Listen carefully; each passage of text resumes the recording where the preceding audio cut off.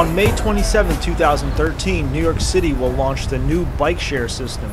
Natives or tourists can rent out a bike, ride it around, and drop it off at any of the 100+ bike stations. Paris and London has had this system for many years, and now it is finally being introduced in one of the most populated cities in the US. You may not understand how the whole bike share system works, but this video should help you understand it better. To accomplish this, we'll need to fly over to Paris to do a hands-on test.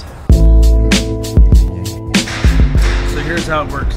You go to the machine and you buy this ticket for €70. You go to the machine, you get the option to take out a bike, consult your account, or consult the safety instructions. Since I want to take out a bike, I'm going to go and hit take out a bike.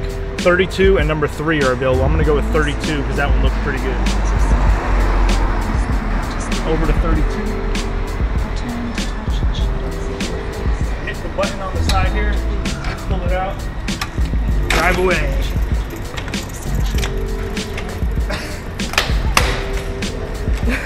Sometimes the bikes suck really bad and you have to put it back and get another one. Or just get it right the first time. Perfect, let's get another one. So you just want to make sure before you grab a bike, do a few checks.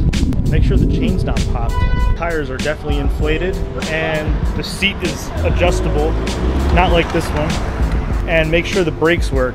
And you definitely want to make sure that both pedals are in the right spot. Bus!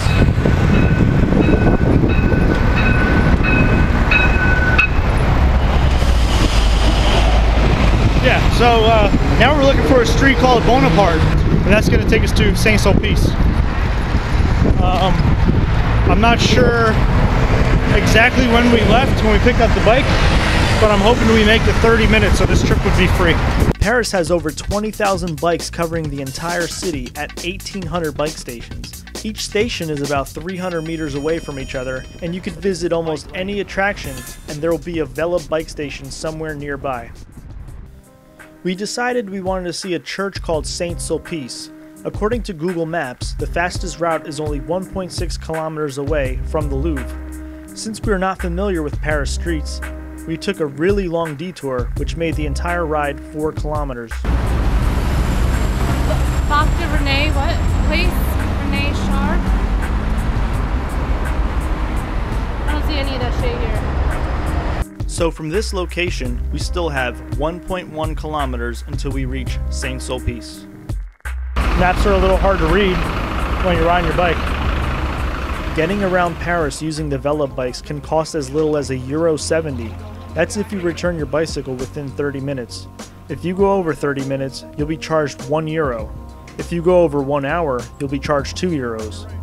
The New York City bike share system works similarly, except it's a lot more money. In New York City, a 24-hour pass will cost $9.95. A week pass will cost $25. If you return your bike within 30 minutes, you will not be charged. But if you go over 30 minutes, you'll be charged $4. And if you go over 1 hour, you'll be charged $13. I'm not sure how far down it was. Each additional 30 minutes will set you back $12. We eventually found the church and the nearby Vela station within 30 minutes. Perfect. 27 minutes. Most people are used to taking the subway or a cab, but I think riding a bike through a city is much more fun. Not only are you burning off a few calories after a quick meal, but you get to absorb the atmosphere and appreciate the beautiful architecture. And that totally beats being underground or in a taxi cab. Which brings us back to New York. The bike share system may not reduce the automobile traffic, but it will provide a new way for people to get around the city without having to rely on public transportation. For once, you will be the one in control of getting from point A to point B. Soon, the wave of a hand to hail a cab or the swipe of a subway card will be instead the pedal of the bike.